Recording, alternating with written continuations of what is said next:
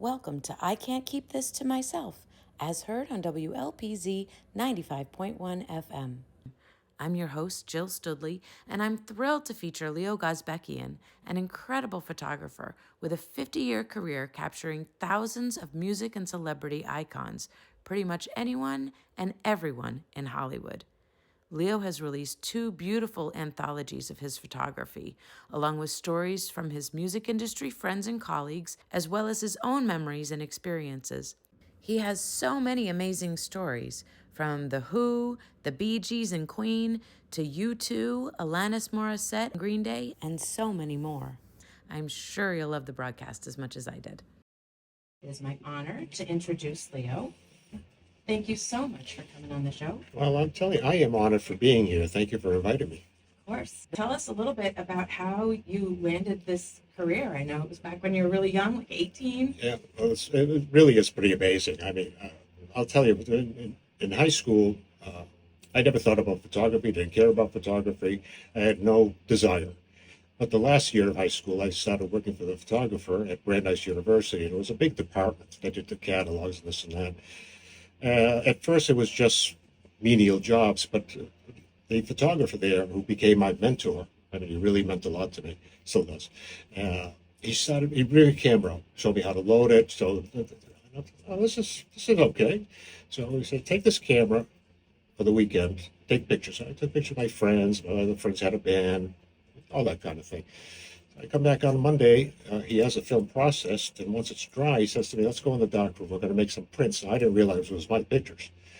So we go in there. There's a big thing. There's red lights on, and he puts the negative in this thing. I didn't know what it was then. The enlarger. I didn't know what anything was. And he takes out a white piece of paper, puts it down, and takes it, and then puts it in the first tray. And I'm looking, wondering what's going to happen. All of a sudden, I see slowly an image come up. I knew at that point that photography was going to be my hobby. I never ever thought it would be a business decision. And then from there, he kept on urging me to shoot, and I did that, and I really started to like it. And my friends liked it. And I remember I went to a show at Boston, the Heinz Civic Center, and first show I shot with one of his cameras was the Allman Brothers. Right, and I was there. You could walk right up to the stage. On the stage, there was no backstage passes. Something I have to say this: there was no guest list, no backstage passes. I didn't need special permission. They knew me, and I could just walk out. I could walk on the stage. I walked in. It was pretty amazing for a kid at 18, 19. For anyone at any time. And then it went from there. I finally bought my first camera in beginning of 1971. And I was getting used to it. Again, I sort of really don't know. But one day I get a call from a friend of mine, Bill. I can't remember his last name. But at any rate, he was the representative for Sun Amplifiers and wanted the Who to use it on their upcoming Who's Next tour. I didn't know any of this at the time because I got a call from him one day. He says, "You have a camera?" And I'm like, "Yeah, I think so." And he goes, "Good, pack some things. We're going to New York for the night." And he wouldn't say anything else. So he pulls up in this big blue Cadillac. I go in, I try to talk to him, but he's on his phone. Now, this is 1971. He's on a phone. Yeah, there weren't phones. I think it costs $10, $15 a minute. So finally he told me, "We're going to New York. We want the music. We're going to do this." He didn't mention what happened next, what was going to happen. So we went to the pretty famous music store, which I don't think it's there anymore, called Manny's. Every musician, everybody went there. The guitars, they had everything. So he's talking to the manager about the amplifiers, and he looks at me, he goes, "Take pictures." I picture what? And he points down by the row of guitars, maybe 50, 80 of them. And I see somebody strumming with his leg up, and I walk down. As I get closer, I'm like, that's Pete Townsend. I sort of froze. So finally I put the camera up. I'm taking a few pictures, and he turns around to me and gives me a thumbs up. That was the first rock and roll picture I took with my very first camera. And I gave him that picture later, and he kept it because we talked about it after that. And it was amazing. I still didn't think business or whatever. But just a couple of months later, I get a call again from somebody from A&M Records. I didn't know A&M Records. So he says, "You got a camera?" I'm like, Oh, yes, I have a camera. He goes, good. Show up at the music hall, which is now the Wang Theatre, Boch Center. Show up and I'll tell you what's going to be on it. So I get there and I got my one camera and a flash that takes about 30 seconds to recycle. So we walk in, he goes, okay, this is what's going to happen. It's an opening act. Mark Lindsay, that was from, they'll come to me. But at any rate, and he says, the Carpenters, I want you to shoot both of them, but I want you particularly the Carpenters. I'm thinking the Carpenters. Yeah, just go anywhere you want. So I'm shooting the Carpenters, and I'm saying, okay, this and that. We did some meet and greet afterwards. I met them, and they're the first famous people I ever met in my life. Never thought that would be, actually being like 2 feet from someone. I got paid $50. And soon after that, because the record community in Boston is so tight, I started getting calls from Warner Brothers, from Reprise, from Capitol Records. And within 6 months, or so, I was doing work pretty much for every record company in Boston. It just spread. And that's where it took off, and it just got bigger and bigger from there. Radio stations, we'll talk more about radio stations and venues, but so that's how I started. That's crazy. It is crazy. I can't believe it to this day. I'm so fortunate. Still can't believe it happened to me. Right. So how was that for you? I mean, I think the thing that resonates with me is being this young kid. Did you go in all nerves? Well, yeah. I mean, yeah, I was nervous for a number of reasons. Well, because again, I'm learning how to use my camera, right? And I have one camera. If something goes wrong, forget about it. Mm-hmm. And then when I'm told I'm going to shoot celebrities, like, oh, I better not screw this up. What am I going to do? Right. So yes, it was definitely the first few were nervous, but then I got, I saw how I could ease into it, and I felt more comfortable. The acts felt comfortable, and then it just went from there. Yeah, that's great. I'm nervous enough with you and just being on the radio. I can't imagine all that, especially at 18 or 19, you going in there.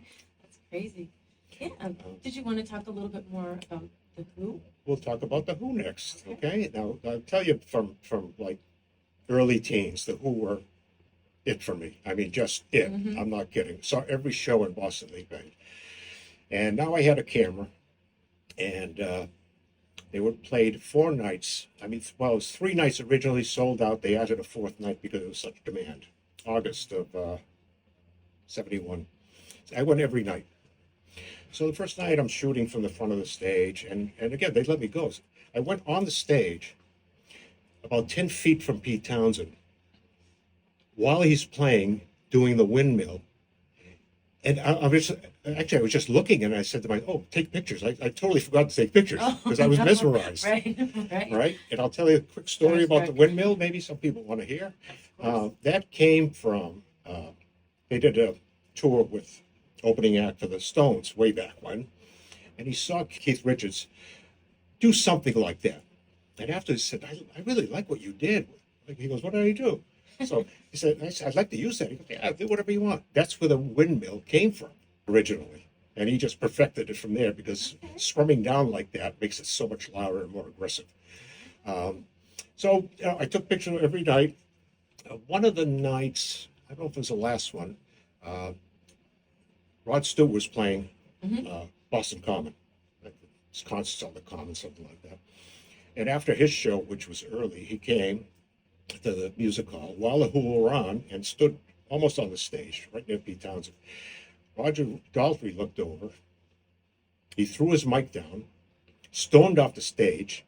Actually, and he actually told us, I was told this, that he told the manager, bring me to the airport, fly me back home to England. Yikes. So this is there. Now there's 3 of them. Pete Townsend sang the rest of the show. So it went on. But a couple of interesting things. First thing I'll tell you, they had opening acts. First night was a gospel band, believe it or not. The next night was Patti LaBelle. Okay. All right. And I was backstage. I saw her come out. I mean, this full blue sequin gown, the makeup, I mean, you could imagine because she's, she's big.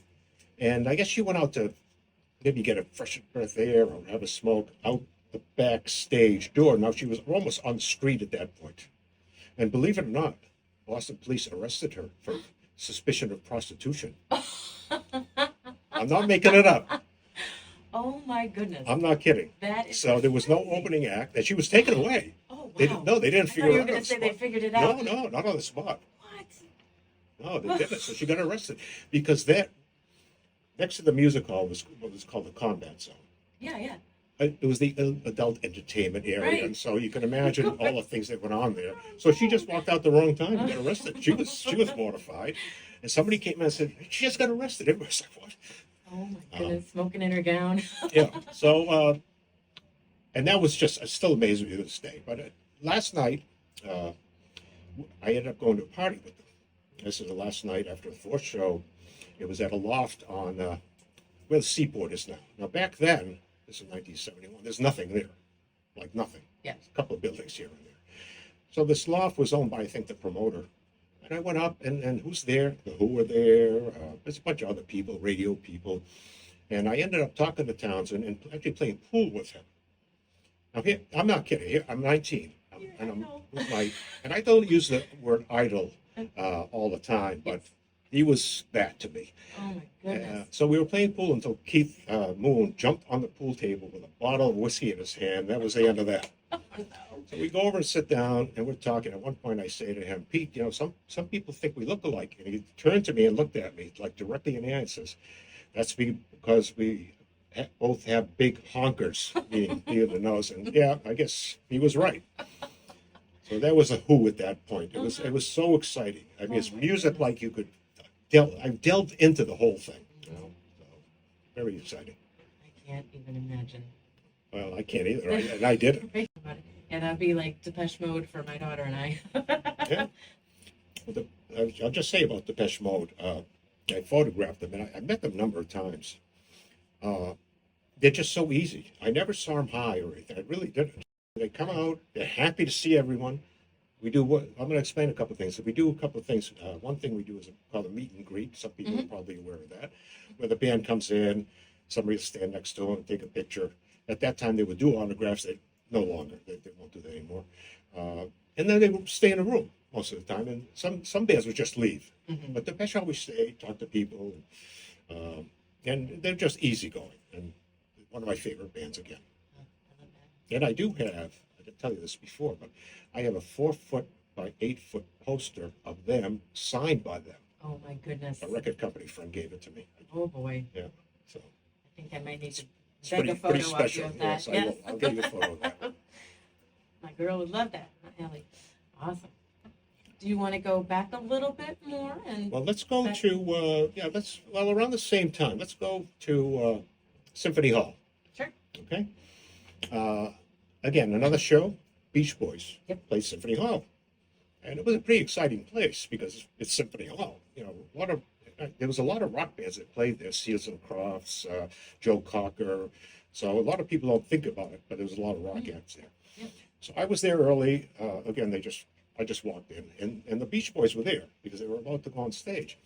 And I was talking to Al Jardine and Dennis Wilson, and I looked down, and Dennis Wilson has a big bag of carrots with the tops on it and everything. I'm like, what is that for? He goes, when we play the songs from Pet Sounds album, I'm going to throw these out to the audience.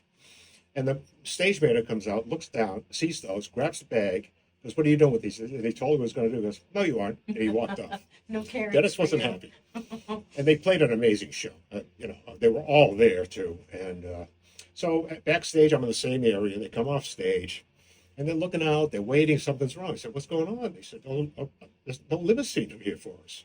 I'm thinking, well, I'm not. I said, "Well, my car is literally out front, and my car was a '66 or '67 Ford Fairlane beat. There was holes in the liner, whatever." And they said, "Okay, you should open." No, I don't mind. So the Beach Boys and I squeezed in my car, and I drive them to the hotel.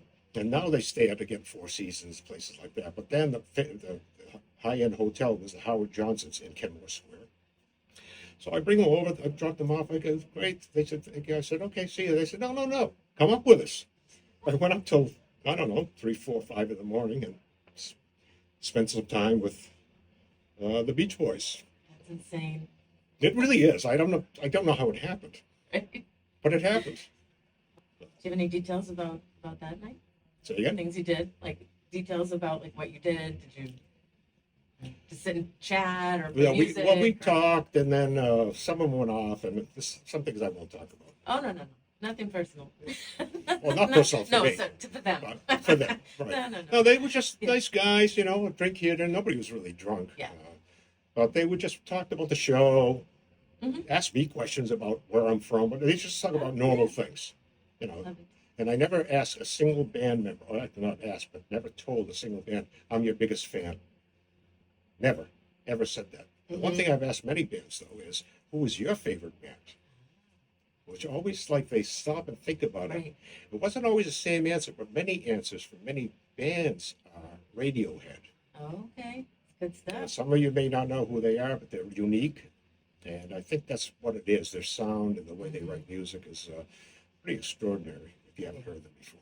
Yeah, we're huge fans of Radiohead, too. Oh, I forgot to back up. Yeah, Let me back up to the Pete Townsend in New York City. So I took the pictures, and my friend Bill says, "Okay, well, we're going to go, but we got to meet up later." I didn't know who we were meeting up with. Right. And he get in the car, and it turns out we're in this place. It was a rehearsal building, different floors, called BeeGees, if I remember correctly. It was in New York. And he goes, "Follow me." As we're going up, I'm hearing Layla, and I'm getting louder and louder. And I look in the door once we get on that floor, and there's Derek and the Dominoes rehearsing. It was just, again, I'm 19. I'm like, are you kidding me? So we go up to the upper floor, and I'm standing there, and there's all the sun amplifiers just set up. And who walks in is John Entwistle and Pete Townsend with their guitars and bass. What's going to happen here? So they ended up, in order to check out the equipment, they both played almost the entire Who's Next album that was brand new for Bill and myself. Wow. And again, I was just mesmerized to be there. I still can't believe it. But it was very exciting. It's always been exciting. But those are some unique moments that people just don't know. They don't know what happens. Right. And that's what I've got a chance to experience. And that's what I like to share with people, what it is like being with someone one-on-one and not being like talking fan stuff, but talking to them in earnest. Right. That's what I appreciate about me, I think. Oh, yeah. Yeah. And one of the things that, I mean, I've seen the quotes in your books and everything is just that people learned to trust you over the years. That's what it was. It was trust. It was trust. 'Cause I kept on asking myself why, because every other photographer wanted to do what I did, especially when I did the radio stations. Now, at a certain point, I did work for every radio station. And everybody wanted to do that. But I was doing it. I never had a big head about it. I still don't. I mean, it really could have gone to anyone, but I'm so fortunate. Never forget how fortunate I am. Absolutely. And I know, like, I mean, there are all sorts of quotes about you in the book, but just how many people would request you and want to hang out with you and talk about just how lovely you were. And I agree. It's been wonderful. Yeah, I mean, I got to know some. Once you photograph bands a few times, they get to know you. Now, some will talk to you, and some will recognize you. Some will shake your hand.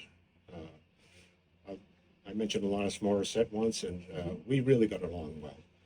And she's big on stage, but she's very shy backstage. And at meet and greets, they're usually 25, 30 people. At this one meet and greet, there's almost 100. So can you imagine anybody walking into a room with 100 pairs of eyes staring at you? She walked in and froze, just couldn't move. And she looked across the room, saw me there. She walks right over to me, gives me a big hug. We're talking about photography. Her manager had to come over and say, "Look, we got to get this going." We got to move. But she calmed down because she knew it was going to be easy. I would get it done, and it would be no problem for her. And she had no problem talking to the people. She's a lovely person. I love that. That's one of my favorite stories of yours so far. Well, Alanis. I know. Also, you had mentioned at one point Carly Simon, I think it was. Carly Simon, yes. Carly Simon I photographed a number of times after she got over her stage fright. Because I don't know if people know, but she has stage fright. She didn't perform for years. So she had a new album out. Don't recall which one it was. And when any band, or most bands, have a new record out, they do a promotional tour, especially major markets, New York, Boston. And we'll usually spend early morning, 6, 7 a.m., through dinner with that artist. And when we go to different radio stations, they do interviews. They do signings, they meet some contest winners, we do meet and greets, we do lunch with some of the big heads of the stations. We go to other one, and we end up at dinner. So, but one of the stations in Boston, I don't recall, I think it was WCOZ, right in Government Center. So she did the interview. She was great. But as we're walking out, she looks at a couch and says, "I'm going to take a little nap." And she actually lies down and takes a nap. And we're all looking like we can't go anywhere. Who's going to wake her up? Oh, no. And she was just, and I'll continue that stage fright story real quick, because I don't think I told you this. She was playing the Paradise. That was the first show. Okay. After not playing.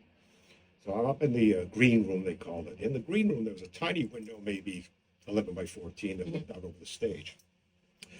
And up there was, well, she was up there, obviously. Her brother was there, was a photographer, the radio people, and James Taylor.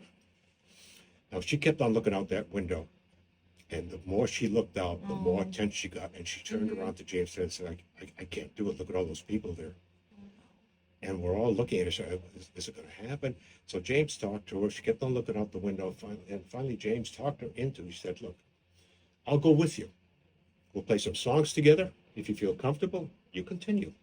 And that's what they did. I have some pictures in the book of the two of them playing together. And after that, I did so many in-store appearances. She was always a great, happy person. And I'll tell you this real quick. Some of you may know there's a publishing company called Simon & Schuster. Well, the Simon is her family. Did not know that until you told me this afternoon. It's crazy. I think also what you meant, the very fact that she would take a nap shows this vulnerability and comfort with you around, with people around, letting you have a photograph of that, all of that. There's just so much trust. And again, I think that just comes through when I was looking through your book. A quick note on that. I got to be such good friends with the record people, the promotion people, that between what I do and they do, we were always a calm team. And every band enjoyed that. There was no turmoil. And that's what made me progress and do it for all those years. At this point in the broadcast, we took a break for some songs from the Beach Boys, the BeeGees, and Carly Simon. And when we came back, Leo spoke about giving a lift to John Entwistle of The Who and the day he spent with the BeeGees. Go outside, and who's standing there, because he's really tall, is John Entwistle, the bass player of The Who. I think they used to call him the Ox because he was always so, serious. So he's looking around and says, "What's going on?" He goes, "Can I get a cab here?" I said, "Cabs?" Because there was nothing there, so no cabs were going on. Again. And here I am, my car's across right there.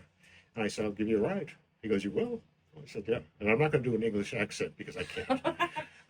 So he gets in the front seat, and again, there's holes in the liner. He puts his finger in one of them and says, "What do you hide up here?" Oh, no. So we drive in, and I did get him back. They did chat. He was very nice. They're all very nice, but he was really nice. And this hotel was the Howard Johnson's at Government Center. Okay. Those are the fancy hotels they used to stay at there. But I thought that was interesting. So I've given rise to a few people.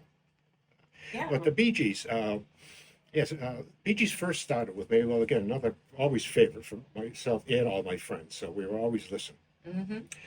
And they were playing the Palace Theater in Albany, 1971. So we got all piled in the car and drove to Albany to see the BeeGees. Now, I took this amazing picture. To me, it's amazing. Three of them singing. And the next 18 years later, I took almost exactly the same picture at Great Woods of the three of them in the same pose. A friend of mine, one of the record company guys, we call him Mr. Mike, Warner Brothers Records, great person. I'll tell you a quick story about him in a sec. We're sitting in the front row. I mean, right in front of them. That's why I got to take those pictures. But let me tell you a quick story of Mr. Mike. He's a big Beatles fan, but his favorite is George Harrison. Okay, a lot of people. Mine too. The record companies would have, an event to get people from all over to come in and talk about the next year, new albums coming out. And there was a party after that, and George Harrison was there. He was talking to my friend, Mr. Mike, and George Harrison pushed Mr. Mike in the pool. What? He did. And he's happy about it. He goes, "Who gets to be pushed in by a Beatle?" They can pretty much do anything. Yeah. So Oh, that's great. I mentioned before that when bands have LPs out, they'll do a promotional tour. This time it was the BeeGees. Again, met very early. I think it was at their hotel about 6, 7 a.m. I got in the limo with them, uh, and they come out, they get in, we talk, exchange pleasantries, and Mr. Mike. So it was only the BeeGees, myself, and my record guy. So almost immediately, Morris looks at my cameras. Now, he's a photographer, it turns out. And that's all we talked about all day long. What camera you use, what kind of film you use, what about the filters, this and that. He just loved it. He was just so relaxed because you're not talking about music. And we made multiple trips, different stations all day long, meet and greets, a luncheon. Even went down to Providence to do interviews there. And they were just, they couldn't be happier. I'm not, these are the happiest bunch of guys, talking about the same thing over and over again. So we brought them back to the hotel so they clean up because we were having a dinner for maybe 10, 12 people, including me, myself, my friend Mr. Mike, his wife from the record company, 3 BeeGees. So there's only a few more people. So we're having dinner and at Lockover's. Now, a lot of people may not know, but that was the really high-end best restaurant in Boston for many, many years. It was amazing. And they had all these private little dining rooms, and we were in one of them. So my friend's wife talks to the one of the BeeGees and informs him that it is Mr. Mike's birthday that day. So I didn't think anything of it. She sits down, and when dessert comes out, 3 BeeGees stand up and sing happy birthday to my friend, Mr. Mike. Now, how does that happen? Right? That's I'm still amazed by that. We're all yes. looking. He's looking. His eyes are bugging out. That's the BeeGees. And they were just thrilled to do it. Oh my You know, he clapped afterwards, everything. It was just to experience these things. And that's why I like to talk about it. Again, not because I deserved any of it, but because those are the stories nobody knows about. Yeah. Right? And very few people get to experience a day with the BeeGees. And I did, and I just want to say what nice, great people they are. And most of the time it's been great. There have been very few people that got in my way. Yeah. Or I got in their way, I should say. Right. Another great story, another great time with a fabulous band. They were all just gentlemen. I can't say enough about them. You know, That makes me so happy. that's my BeeGees story. I love it. I love it. And we got to hear some BeeGees too. So for those of you who might not know the BeeGees, you got to get a whole new perspective, some new music. Most of you, though, I imagine. I imagine most of the listeners out there, they all know the BeeGees. Let me. I just want to sort of let people know how things work. Mm-hmm. Again, when something happens, now it could be a small, it could be a dinner, like a dinner with Elton John, sit-down dinner with 100 people. He goes around each table, I take pictures, or it could be, 10, 15 of us at Legal Seafood. And actually, that was one with Bare Naked Ladies. Okay. They became very good friends. And they just liked me a lot. Yes, they do. And I liked them. And at one of the shows, they were talking about, well, we're going to be in England. I said, when are you going to be there? It turns out they were there at the same time I was going there. Oh. And I told them that. They said, oh, you got to come. So they arranged for me to get in, the pass, the whole thing. And it was at Royal Albert Hall, right? So I know many people know the Beatles, the Cream. I mean, it's super famous, a beautiful, beautiful building. And when they were about to go on, the roadie, who became a friend of mine too, comes over. And he says, follow me. And he brings a chair with him. He puts it right on the edge of the stage. And that's where I sat watching the Bare Naked Ladies. But again, an experience like, and they got the crowd going, which is what they do. They're famous for that. They're just great, great people. And how does one experience that? I'll never forget these.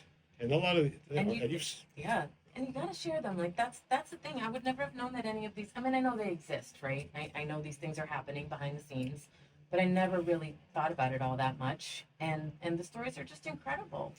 You gotta share those. Well, it is, and some things are simple. I'll tell you about Dave Matthews, wonderful person. He was playing a small show for some contest winners for BCN, and again, maybe 20 people. But it was early, and I got there early, and we're sitting there talking, and he looks at my shoes. I have interesting shoes. I usually buy them when I travel.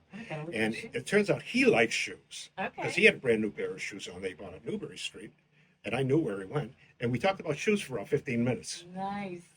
And he was such a nice guy.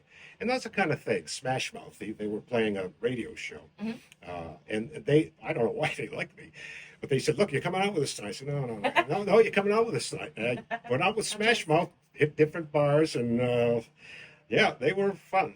They were fun. I mean, again, they're just things that you wouldn't imagine. Yeah. Let me continue a little bit with what radio shows. A lot of people are familiar with Kiss Concert, Summer Jam, Jammin', Yeah. WBCN River Rave, Mix Fest. This all started with Rich Balsbaugh, who started Kiss 108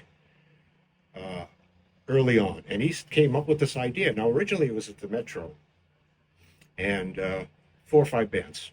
It was one night for the customers and all that. We all dressed up in tuxes, believe it or not. And next night was the contest winners and listeners. And he started that whole thing of radio shows. And that went from that to shooting at Foxborough Stadium, 15, 20 bands all day long. Huge, huge acts, one after the other. They all did that. But it was constantly, and it got bigger and bigger and bigger. They were huge. And a lot of things happened with those, too. I'll tell you real quick, one of the Kiss shows, I think the 25th anniversary one, Rod Stewart was due to play. He thought he was closing the show. He was told he was not closing the show. He got up and left. Oops. No Rod Stewart. Oh, no. And, they do things spur of the moment. Maybe they're having a bad day. I don't know. But what happened was the record company made it up for them by him coming back and doing a special show just for Kiss 108 and their listeners. So, well, because they play the music. If they, Yeah, right. Right? You got to be somewhat nice to them. Yes, And, you do. And, it's little things like that, little tiny stories sometimes that you just meet, you see. Joe Jackson, a lot of people are probably familiar with. I met him early on, A&M Records, and he's such a nice guy, very quiet. And we did some interviews. Actually, we were at BCN. We did interviews, and BCN was having some kind of party at a roller rink, I think, maybe in Medford. I don't know what it was. And so everybody got up and left. I'm there, and Joe Jackson's sitting there, not knowing what to do. And it's just him and I. Oh, no. And I'm like, I say to him, I'm going to drive over there. You want to go with me? He says, yeah, I'll drive over. Go with you. And I got a picture of him sitting at the roller rink all by himself. And it's just odd. That's because crazy. when they first come out, and I'll mention another one real quick, when these bands or individuals first come out, people really aren't interested that much. They're okay. Yeah. And I'll tell you Duran Duran real quick. Ooh. Right? Okay. Duran Duran's first album, very few people had heard of him. I mean, if anything. So my friend, Capital Records guy, we brought him to this nightclub, which was very popular. I can't think of the name of it. And we walked in. They were all had the hair. Remember the big hair and everything. So they walked in. We walked in. Not a single person turned. Not a single person talked to them. They sat in the corner because nobody knew them. Right? This is too new. The album was too new. It wasn't played. So nobody knows Duran Duran. Oh, my goodness. And I got a story about where that name came from. Yes, please. You want to hear it? I do. There's a movie called Barbarella with Jane Fonda. Yeah. Okay. And Duran Duran was one of the people she dealt with in the movie. Oh. Duran Duran. Yeah. Okay. So That's funny. it's odd things. Yeah.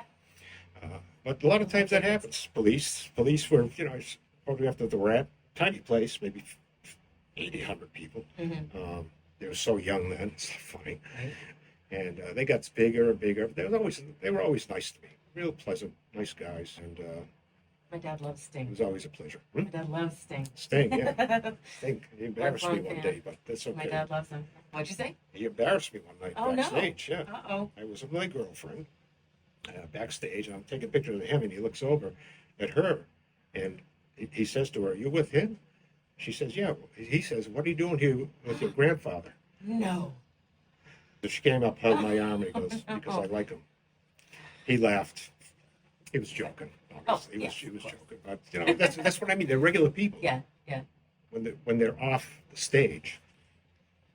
I know you had some stories about David Bowie or Queen. Well, David Bowie, let's talk about Queen. Okay. And I mentioned the albums coming out, and they did tours. They also did in-store appearances. Now that was big. A lot of bands did those, and I photographed many of them. The Queen, they came out with, I think it was A Day at the Races, and that was going to be the last album on that record label. But it was so big that the company kept them on. They were floundering a little bit. But anyways, they had a in-store appearance, which means people come in, sign autographs, sign the albums. It was at Strawberries Records on Boylston Street, right? And they had a lot of in-stores there. I did all kinds of people. So people go through, and the crowd getting bigger and bigger. Now they're all the way out the door, on the sidewalk. Eventually, they blocked entire 4 lanes of Boylston Street. Wow. Cars could not get by. So people, the horns are going, and we couldn't tell inside. All of a sudden, police show up. They make their way through the crowd because it wasn't possible. What's going on? Oh, we're doing you can't do that anymore. That's it. Traffic. So we had to end it real quick. They had to leave by the back door because there was 1,000 or whatever amount of people still want to meet them. But they had to end it. And it ended with that. And again, a bunch of nice guys too. They were very nice. And they always get to the point where at the beginning they're all together, but then it gets to the point where they want separate cars, separate limousines, separate dressing rooms. That happened with a number of bands. Because they don't know who to trust. A lot of it is not because they're mean or big-headed, but people want things from them. Not just they want money, and they don't know who to trust. And I've seen that many times, that they get sort of beat down by that constant wanting. Yeah. And it could be sad sometimes, but a lot of them work their way out of it, which is good. And there are a lot of people like these days who have been around for so long. They have such long careers. Robert Plant. Well, eventually they take control of themselves, their music, their money, what they're going to do. They don't answer to record companies anymore or managers. Yeah. They answer to them. That's when they gain the control. Because at some point they feel like they have no control. Yeah. Right? So they sell 1 million albums, but they don't realize they sign something that the record company's taking most of the money. And the manager's taking some money. You're not a millionaire right away. Right. And it takes a long time to get there. Welcome back to I Can't Keep This to Myself here on WLPZ 95.1 FM. We are streaming worldwide on WLPZ.org and broadcasting live from the studio at 24 Church Street. Thank you so much for staying with us. I'm here with Leo Gozbekian. We got so many more stories to tell. I don't think we're going to have enough time to get them all in. Hopefully he will come back for many more. Yeah, sounds good to me. One thing I actually wanted to mention, we just played Killer Queen. And one of the stories in Leo's book talks about, it's from the perspective of a promotion person. And back in the day, Queen wasn't doing so well. And so he had convinced one of his through other colleagues to play Killer Queen for him. And it caught on and went crazy. And I don't know, I just thought that was such a cool story. It became even bigger. Yeah. Right? Even bigger than they already were. So I just thought that was a cool little tidbit from your book. Well, that's the insight from stories. These are longtime friends. Some of them are promotion people, some are DJs, some of them are production who set up everything. You don't realize what it takes. You go to a show and everything's there. Lights. There's over 100 people plus. Back there, you know nothing about. Right. They make it happen, so you enjoy. And so it's all those people like that wrote stories for me. Yeah. Very interesting. One thing that I did also just want to do a little shout out that I'm hoping to have Leo back multiple times. So for anyone who has questions or thoughts or anything, stories you'd like to hear, get in touch with me. You know where to find me. You can go to ican'tkeepthisttomyself.com. I'm also under the same name on Instagram and on Facebook and also on YouTube. So find me, tell me what you'd like to hear about, because we're going to have Leo back. All right. It'd be fun. Well, there's so many to talk about. So it's, 50 years is a long time. And there's some are little mini stories, some are large stories, but they all had an effect on me. And again, I know I said it before. I can't say it enough. I am fortunate. I'd like to share my fortune by talking about these things that people would not know happened or experience. Glad to do that. We're glad to have you. I know you had mentioned the show at Harvard Square that you wanted Oh, to yes. talk Well, about. I call this a great night of music. I think that's the way I put it in my book with these pictures.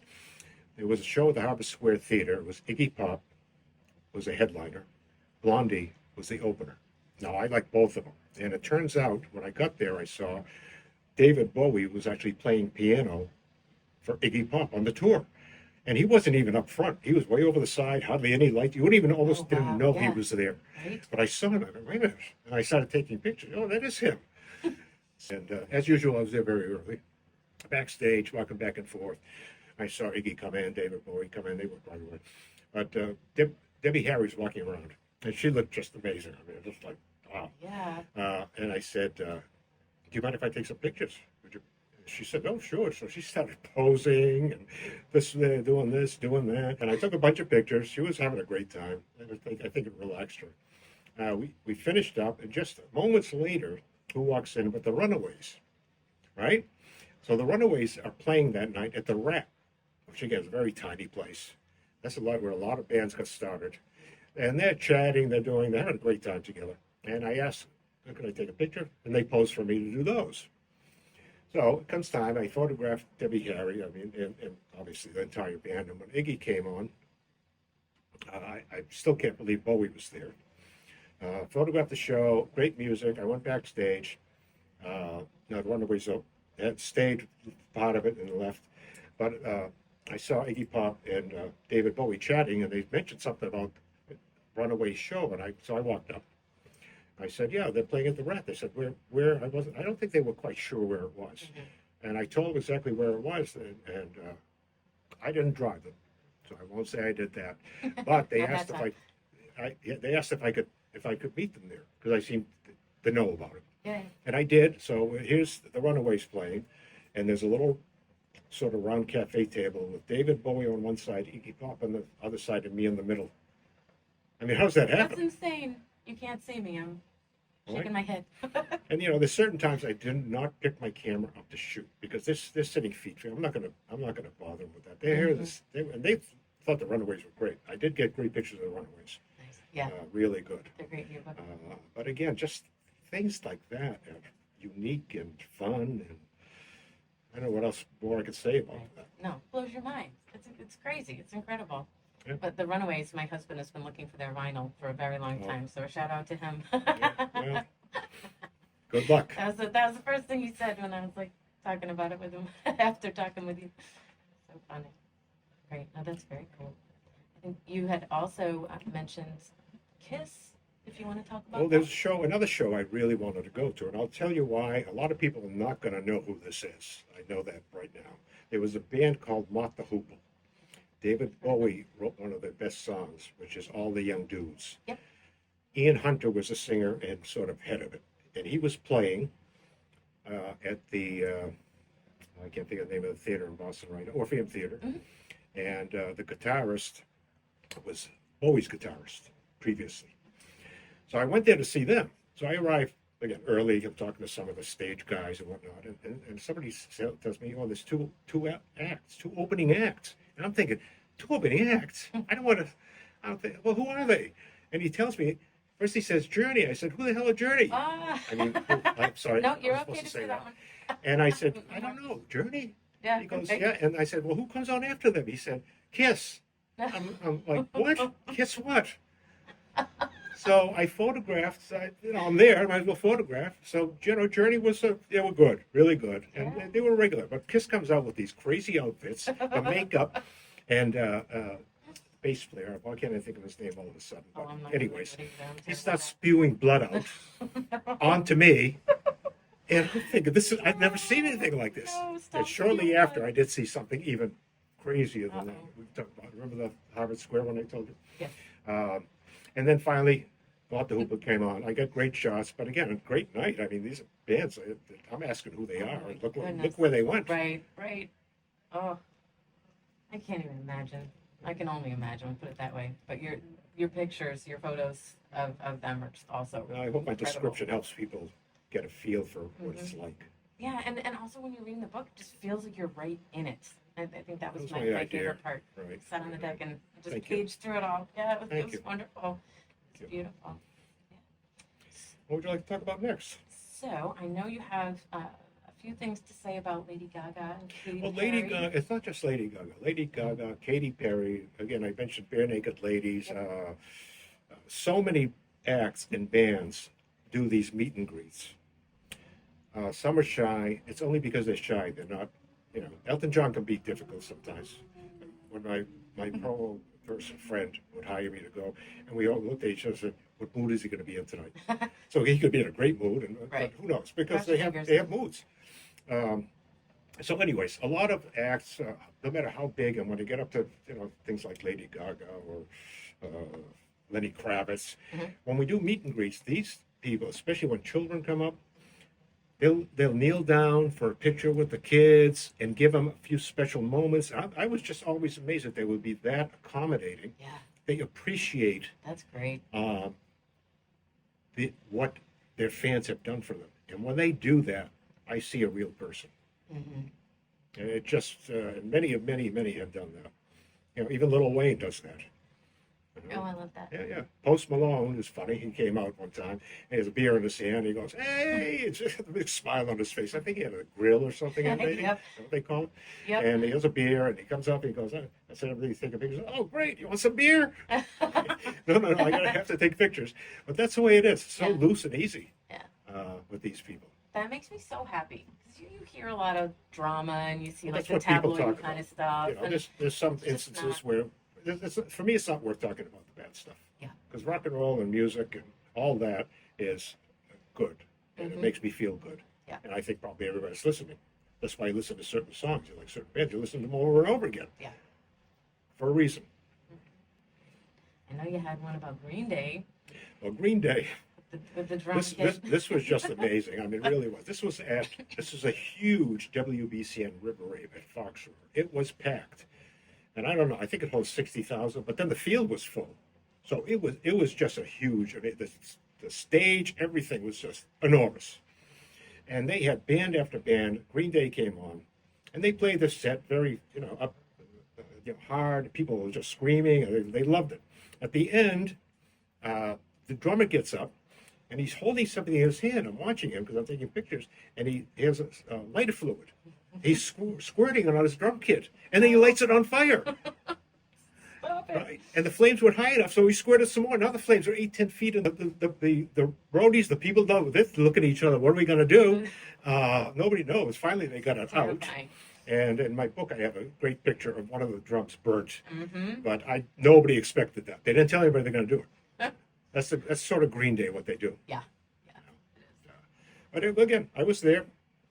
They want to do. I take pictures. We saw them a couple years ago with our daughter, just the one in Boston. Green Day. They were amazing. Yeah. I hadn't seen them back in the day, but I did see that. Well, they still sound good. They're really good and hard. And I mean, I think they like what they do. And it shows when they go down there. Some bands go on and they're boring. Right. They really are. They're tired. I actually saw one band, Blues Traveler. I was looking forward to it. And the first thing that he does, is the singer does, he gets on stage and goes, "Look, this is the end of our tour.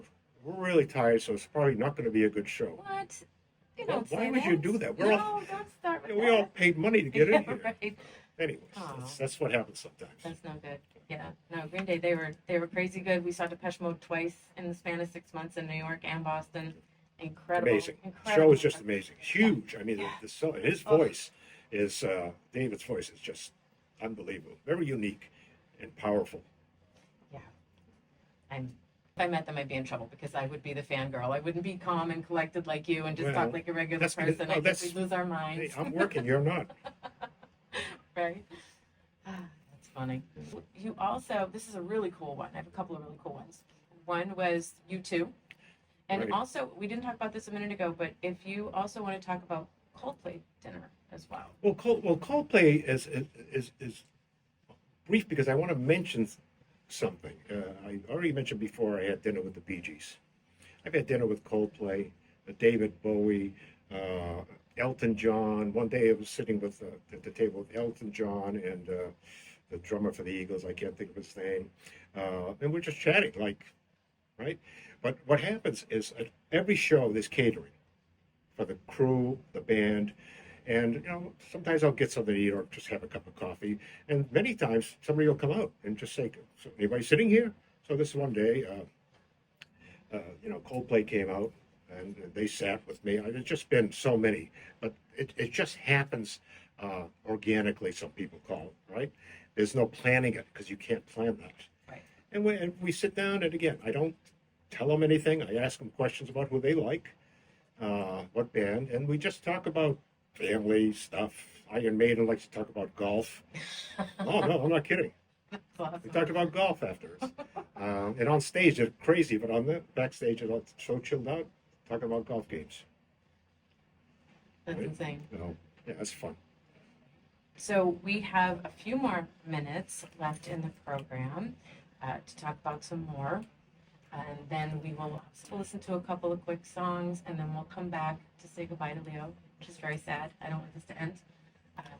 But for now, you could tell me the story about U2. U2 is a great one. U2 was a great one. I got a call one day from Rodney, U2's record label. And at first he says, "I need you to photograph an up-and-coming band." And they were already huge at this point, right? He's joking with me. I said, "Okay, well, who are they?" He says, "Yeah, this band called U2." And I'm like, "What are you up-and-coming?" He says, "But I'm going to tell you where, when, what. You can't tell anybody." Because he told me why afterwards. It was supposed to be a secret show. Now, word got out, and there was lots of fans out front. So what happened was, I get there. I'm the only photographer allowed in. No other photographer. And many times I shot these parties and events. I'm the only photographer. There's nobody else. I'm the only one that has these photos. I get there, and Rodney tells me what's happening, which is, now they brought people down from Maine, Vermont, all the radio stations, and put them up in hotels to see the shows. There was a new album. And so they all had to meet at the Museum of Science in Boston. I don't know why. And there was buses there, all right, to bring them up. They couldn't drive themselves because they didn't know where it was. They didn't tell them. But as they got on the bus, everybody had to drop their phone in a bag. No phones, which means no pictures. So the only pictures from that show are mine. Are you? And Wow. they got there, they played the show. It was just amazing. And I was feet from them when they're playing. They used some of my pictures for the papers because the paper photographers, unfortunately, couldn't shoot. Mm-hmm. And then didn't end there. Afterwards, went to Harvard Square. I forget what restaurant it was. I don't recall. There was a big party there. They're there. And all those radio people are there. And they talked to everyone. I took pictures with them. And again, that ended very late. This is just, I still can't believe it. Especially, again, being the only photographer there.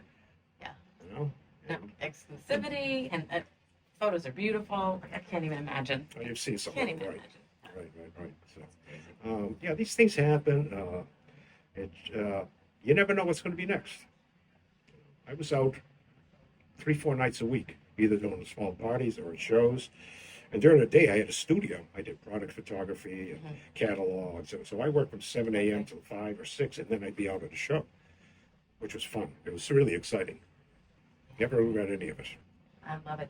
Love every minute of these stories. So glad to have Leo still here. We're going to get you in like maybe 1 or 2 more quick stories and tell you about all the cool things we can talk about next time. You are listening to WLPZ 95.1. We are streaming on WLPZ.org, and we're here in the studio at 24 Church Street. I have had just the best time. I hope you have too. And now, I'm sad to say we're going to close out the program with Leo. Leo, it has been such an honor. I can't even believe you're here with us. I thank you so much for joining. The thanks is me sharing these with you and your audience, and anytime, always happy to do it. Awesome. Well, on that note, we definitely need to have Leo back super soon. There are all sorts of stories that he can tell us. I'll give you a little preview of just a few of them. Tina Turner is one, Little Richard, Aerosmith, Prince, Rodney Dangerfield, Jay Giles Band, AC/DC, just to name a few. There are just thousands. We could talk and talk and talk. And I right. can't wait to keep going. do you want to close out with a little bit of, I think you said you had a story about maybe Prince? Yes, this is pretty short, and I call this "If It Didn't Happen to Me, I Wouldn't Believe It." Again, my friend Mike, Warner Brothers Records, got us tickets, and we were sitting with his wife, and front row center for Prince. It was in Worcester, Mechanics Hall, maybe. I don't know what's. But at any rate, they're playing, they're doing, and at one point, the roadies come out and hand out Polaroid cameras to everyone, including Prince. And while they're performing, these people that take the picture of the audience, flip it out to them, they kept on doing that, and then they came out to collect them. Prince, as he was taking his off, it slipped out of his hands, bounced off the edge of the stage right in my lap, and I still have it. What? I'm not kidding. Oh, I'm not making that up. Yeah. Yeah, send me a photo of that. Yeah, it's in my book, my second Yep. book. Okay. Oh, I talk about it in there. okay. So there's I a lot gotta to check talk that about. out. So, Mhm. I hope you all enjoyed. And thank you for having me here. I really appreciate it. Absolutely. And did you want to do a little tease? So I know he has a great story about Tina Turner. We're only just going to touch the tip of the iceberg here. So keep you coming back, right? Well, give a little Tina tease. Turner, I photographed her so many times, and she's always a lovely person. Just amazing to deal with, always smiling, always happy.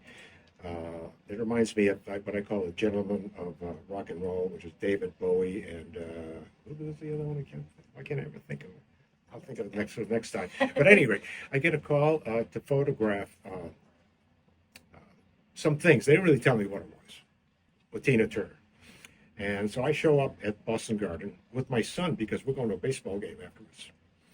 So they said, "Well, we got a little meet and greet. We want you to do that, but we want you to, you're going to stay because she wants pictures with her new outfits for the tour book."